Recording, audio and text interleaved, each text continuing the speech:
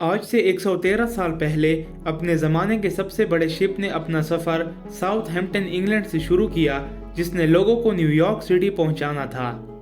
इस Titanic ship को white star line company ने बनाया और इसे कभी ना डूबने वाला शिप करार दिया गया। वाइट स्टार लाइन ने टाइटैनिक को अनसिंकेबल का नाम दिया, मगर ये अपने पहले सफ़र में ही नाकाम होकर डूब गया। लेकिन यहाँ पर सवाल ये आता है कि आखिर एक सदी से भी ज़्यादा अरसा गुजरने के बावजूद इस शिप को क्यों नहीं निकाला गया। इतनी लेटेस्ट टेक्नोलॉजी के बावजूद भी इसे निकालना मुमकिन भी है या नहीं, आइए जानते हैं इसके बारे में मज़ीद इंफॉर्मेशन आज की इस वीडियो में। मेन टॉपिक पर बात करने से पहले टाइटैनिक की थोड़ी सी हिस्ट्री को जान लेते हैं कि आखिर ये क्यों और कैसे डूबा। बेसिकली टाइटैनिक को वाइट स्टार लाइन कंपनी ने बनाया था। इस कंपनी ने इसे अनसिंकेबल का नाम इसके डिज़ाइन की वजह से दिया। इस शिप को बेसिकली ऐसा बनाया गया था कि अगर इसके निचले 3 फ्लोर्स में भी पानी भर जाए फिर भी ये नहीं डूबेगा। इस शिप में हर किस्म के लोग मौजूद थे। बिजनेस टाइकून से लेकर फर्स्ट, सेकंड और थर्ड क्लास तक हर किस्म के लोग इस शिप में मौजूद थे। बहुत सारे सेकंड और third class passengers European citizens थे जो एक बेहतरीन लाइफ की तलाश में अमेरिका मूव कर रहे थे। टाइटैनिक में टोटल 900 क्रू मेंबर्स मौजूद थे। इस शिप का कैप्टन 62 साल एडवर्ड जॉन स्मिथ था, जिसे शिप चलाते चलाते 40 साल का तजर्बा था, और कैप्टन एडवर्ड ने 1880 में वाइट स्टार लाइन को ज्वाइन किया।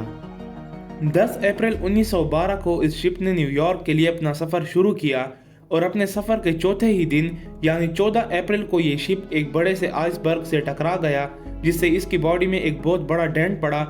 इसी तरह से शिप में पानी भरता गया और शिप डूब गया, जिसमें 1500 से भी ज़्यादा लोग मारे गए। ये था टाइटैनिक के बारे में एक मुख्तसर सा इंट्रोडक्शन। अगर आप लोग इसके बारे में तफसील से मज़ीद जानना चाहते हैं तो इस पर मैंने एक अलग से वीडियो बना रखी है, जिसका लिंक डिस्क्रिप्शन में मौजूद है।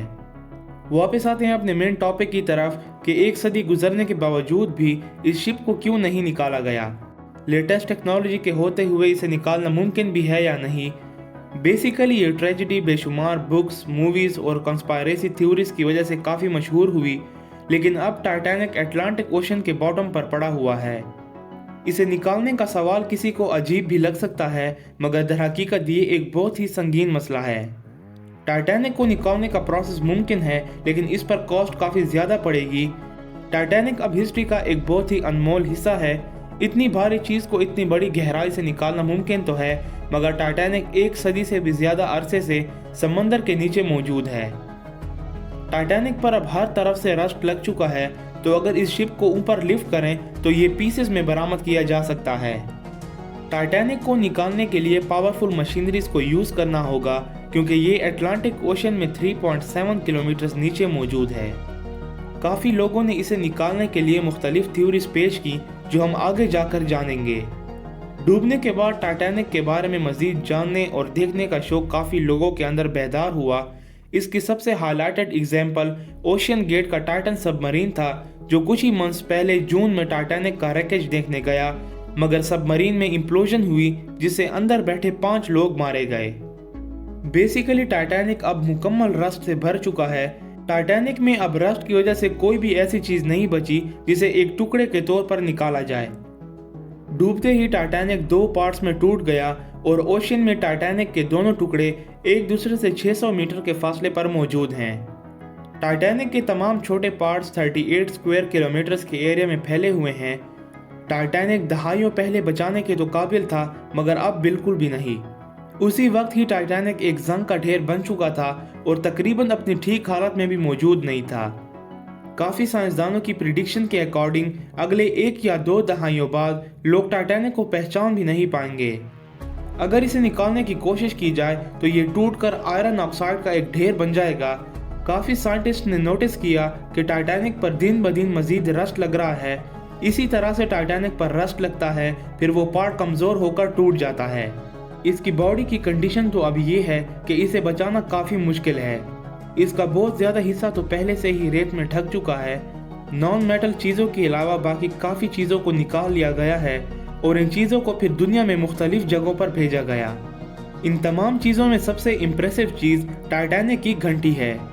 काफ़ी लोगों का कहना है कि टाइटैनिक को निकालना मुमकिन है, मगर इस ऑपरेशन के लिए पे कौन करेगा।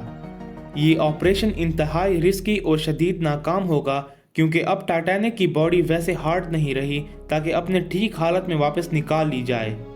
अगले कुछ दहाइयों में टाइटैनिक की हालत मजीद ख़राब हो जाएगी। यही वजह है कि टाइटन सबमरीन जून 2023 में इस शिप का रैकेज देखने गया। इसके अलावा अगर टाइटैनिक को निकाल भी लिया जाए तो इस बेकार और ख़राब हालत में इसके पार्ट्स खरीदेगा कौन?